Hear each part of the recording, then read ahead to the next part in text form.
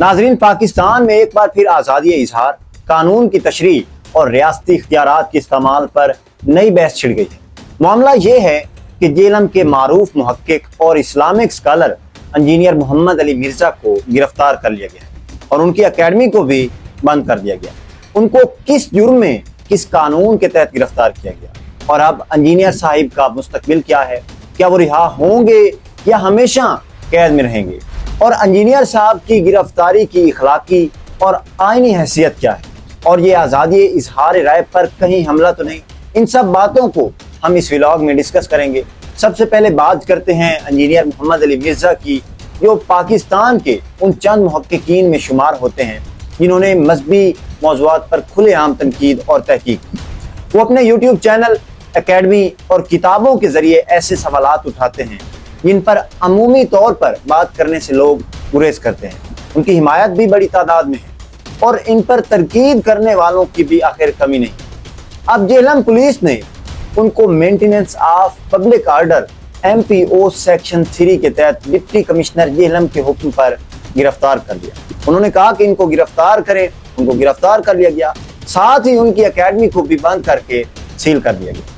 ناظرین، maintenance of public order یعنی MPO ایک ایسا قانون ہے جسے برطانوی دور حکومت میں بنایا گیا اور بعد میں پاکستان کے آئین میں بھی اسے شامل کیا گیا، جو کہ شامل رہا۔ اس قانون کے تحت حکومت کو یہ اختیار حاصل ہوتا ہے کہ کسی بھی شخص کو احتیاطی گرفتاری یعنی پریونٹیو ڈیٹینشن میں لے سکتی ہے۔ کیوں؟ اگر خدشہ ہو کہ اس کی موجودگی یا سرگرمیاں امن عامہ کو نقصان پہنچا سکتی ہیں۔ یہاں سمجھنا یہ ضروری ہے کہ MPO کے تحت جرم ہونے کے بعد سزا نہیں دی جاتی، بلکہ صرف خدشے کی بنیاد پر کسی کو 90 دن تک حراست میں رکھا جا سکتا ہے۔ اس کا اختیار عام طور پر ڈپٹی کمشنر یا ضلعی انتظامیہ کے پاس ہوتا ہے۔ ناظرین، ایک یہاں اہم سوال یہ ہے کہ اگر کسی شخص کو MPO کے تحت گرفتار کر لیا جائے تو کیا وہ باہر نکل سکتا ہے یا ہمیشہ جیل کی سلاخوں کے پیچھے رہتا ہے؟ جی ہاں، اس کی رہائی کا راستہ موجود ہے۔ گرفتار ہونے والا جو شخص ہوتا ہے اس کا وکیل ہائی کورٹ میں ہیبیس کارپس پٹیشن دائر کر سکتے ہیں۔ عدالت انتظامیہ سے پوچھ سکتی ہے کہ گرفتاری کی بنیاد کیا تھی اور کیا واقعی امن عامہ کو خطرہ تھا یا محض یہ کوئی مفروضہ تھا۔ اگر عدالت کو لگے کہ یہ گرفتاری بلا جواز ہے تو وہ فوری رہائی کا حکم دے سکتی ہے اگر وہ عدالت چاہے تو۔ اس کے علاوہ MPO کے تحت زیادہ سے زیادہ 90 دن کی حراست دی جا سکتی ہے، لیکن یہ بھی عدالت کے سامنے چیلنج کی جا سکتی ہے۔ اب یہاں پر ایک سوال پیدا ہوتا ہے، وہ سوال کیا ہے کہ ڈپٹی کمشنر کیسے فیصلہ کر سکتا ہے کہ کس پر MPO لگانا چاہیے، کس پر نہیں؟ قانون کے مطابق ڈپٹی کمشنر کو انٹیلیجنس رپورٹس، پولیس کی بریفنگز اور سیکیورٹی ایجنسیز کی معلومات کی بنیاد پر یہ فیصلہ کرنے کا اختیار ہوتا ہے۔ اگر ان رپورٹس میں یہ لکھا ہو کہ فلاں شخص کے بیانات یا سرگرمیوں سے ممکنہ طور پر فساد، ہنگامہ آرائی یا مذہبی شدت پسندی جنم لے سکتی ہے تو ڈپٹی کمشنر MPO کے تحت اس کی گرفتاری کا آرڈر جاری کر دیتا ہے، اس کے علاوہ نہیں کر سکتا۔ لیکن یہاں ایک بڑی خامی یہ ہے کہ یہ فیصلہ زیادہ تر انتظامی ثوابدید یعنی ایڈمنسٹریٹو ڈسکریشن پر ہوتا ہے، یعنی ڈپٹی کمشنر کے پاس وسیع اختیارات اور اس پر کوئی فوری مؤثر نگرانی نہیں ہوتی۔ اس لیے اکثر یہ قانون متنازع سمجھا جاتا ہے۔ اخلاقیات کا تقاضا یہ ہے کہ اگر کسی شخص کے خیالات سے اختلافات ہے تو اس کا جواب دلیل سے دیا جائے، گرفتاری یا زبان بندی سے نہیں۔ اسلامی تاریخ میں بھی ہمیں یہی سبق ملتا ہے۔ امام ابو حنیفہ نے حکمرانوں سے اختلاف کیا تو جیل کاٹی لیکن اپنی رائے پر قائم رہے۔ امام احمد بن حنبل پر سختیاں ہوئیں لیکن انہوں نے دلیل کی بنیاد پر اپنے موقف کو پیش کیا۔ ناظرین، یہاں ایک بات صاف طور پر تسلیم کرنی ہوگی کہ معاملہ صرف ریاست یا حکومت کی سختی کا نہیں ہے۔ انجینئر محمد علی مرزا صاحب کو اپنے اندر بیان اور الفاظ کے انتخاب پر ذرا غور کرنا چاہیے۔ ان کے بعض لیکچرز میں بھی سخت جملے، تلخی اور تند لہجہ پایا جاتا ہے۔ ایسی زبان مکالمے کو جنم نہیں دیتی بلکہ اختلافات کو مزید بڑھا دیتی ہے۔ کشیدگیاں بڑھتی ہیں، لوگوں کے آپس میں اختلافات بڑھ جاتے ہیں۔ جب علمی اختلافات کو بدزبانی یا تانے بازی کے ساتھ پیش کیا جائے تو یہ تحقیق نہیں رہتی بلکہ لڑائی اور انتشار میں بدل جاتی ہے۔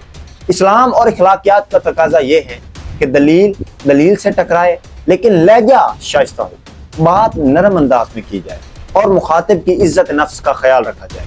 اگر ایک طرف ریاست کا رویہ سخت ہے تو دوسری طرف محققین اور علماء پر بھی لازم ہے کہ وہ اپنی ذمہ داری کو سمجھیں اور معاشرتی امن کو سامنے رکھ کر بات کریں۔ ریاست کا موقف یہ ہے کہ انجینئر مرزا کے لیکچرز اور ان کی اکیڈمی میں ہونے والی سرگرمیاں بعض حلقوں میں شدت پسندی کو ہوا دے سکتی ہیں یا مذہبی گروہوں میں تنازعات کو بڑھا سکتی ہیں۔ اس بنیاد پر یہ اقدام کیا گیا، مرزا محمد علی انجینئر کی اکیڈمی بھی بند کی گئی، ان کو حراست میں لے لیا گیا۔ لیکن سوال یہ ہے کہ اگر واقعی ایسا تھا تو کیا بات چیت، مکالمہ یا قانونی چارہ جوئی کے دیگر ذرائع استعمال نہیں کیے جا سکتے تھے؟ کیا فوری گرفتاری ہی واحد راستہ تھا؟ آزادی اظہار بمقابلہ امن عامہ، یہ وہ باریک لکیر ہے یہاں اکثر ریاستیں الجھ جاتی ہیں۔ ایک طرف آزادی اظہار جو آئین پاکستان کا بنیادی حق ہے، دوسری طرف ہے امن عامہ جس کی حفاظت بھی ریاست کی اولین ذمہ داری ہے۔ اگر ہر اختلافی آواز کو امن عامہ کے خطرے کے تحت بند کر دیا جائے تو پھر آزادی اظہار کہاں گئی؟ اگر آزادی اظہار کو اس حد تک بڑھا دیا جائے کہ معاشرہ انتشار کا شکار ہو جائے تو امن کیسے قائم رہے گا؟ اصل چیلنج یہی توازن کو برقرار رکھنا ہے۔ اس طرح کی گرفتاریوں کے نتیجے میں معاشرے میں اکثر کیا ہوتا ہے؟ مخالفین خوش ہوتے ہیں کہ دوسرے کی آواز دب گئی، دوسری بات حمایتی مشتعل ہوتے ہیں اور ریاست سے بدظن ہو جاتے ہیں۔ تیسری بات یہ ہوتی ہے کہ نوجوان نسل جو پہلے ہی مذہبی انتشار میں الجھی ہوئی ہے مزید شکوک و شبہات میں پڑ جاتی ہے۔ وہ سوچیں گے کہ یہ کیوں ان کو گرفتار کیا گیا، اکیڈمی کیوں بند کی گئی؟ اب وہ جو لڑکے، وہ جو سٹوڈنٹس اکیڈمی میں پڑھتے تھے وہ کیا سوچیں گے؟ یعنی ریاست اس انتشار کو روکنے کے لیے یہ قدم اٹھاتی ہے، وہ کبھی کبھی اس انتشار کو اور بھی بڑھا دیتی ہے۔ دنیا کے کئی ممالک میں آزادی اظہار پر پابندیاں لگائی گئیں لیکن بعد میں انہی فیصلوں پر ندامت ہوئی۔ مثال کے طور پر یورپ میں قرون وسطیٰ کے دوران مذہبی مخالفت پر سخت سزائیں دی جاتی تھیں، لیکن آج وہی یورپ آزادی اظہار کا علم بردار ہے۔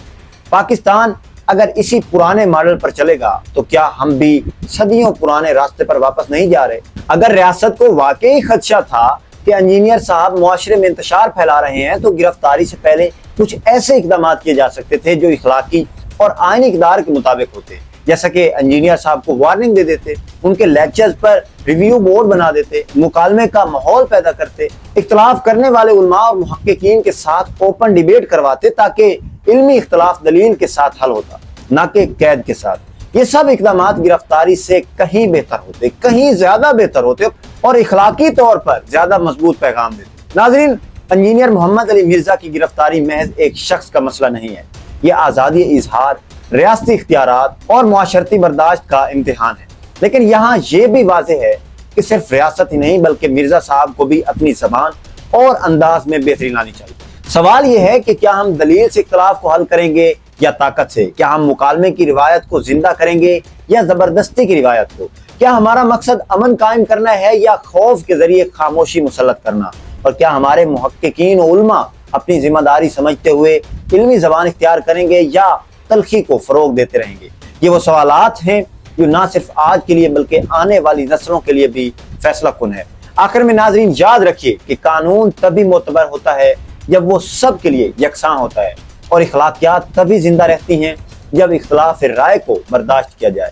ریاست کو چاہیے کہ مکالمہ اور دلیل کے راستے اپنائے، اور مرزا صاحب جیسے محققین کو چاہیے کہ وہ اپنی زبان اور لہجے میں نرمی اور احتیاط اختیار کریں۔ اگر ہم نے یہ توازن قائم نہ کیا تو یہ گرفتاری محض ایک فرد کی گرفتاری نہیں رہے گی بلکہ ہماری سوچ، ہمارے ضمیر اور آزادی کی گرفتاری بن جائے گی۔ تو ناظرین، آج کا ہمارا یہ ولاگ تھا۔ کمنٹ سیکشن میں ضرور بتائیے کہ کیا محمد علی مرزا کو گرفتار کرنا صحیح تھا یا غلط، اور اگر ویڈیو اچھی لگی ہو تو لائک کیجیے، شیئر کیجیے اور بیل کے آئیکن کو دبانا نہ بھولیے۔ شکریہ۔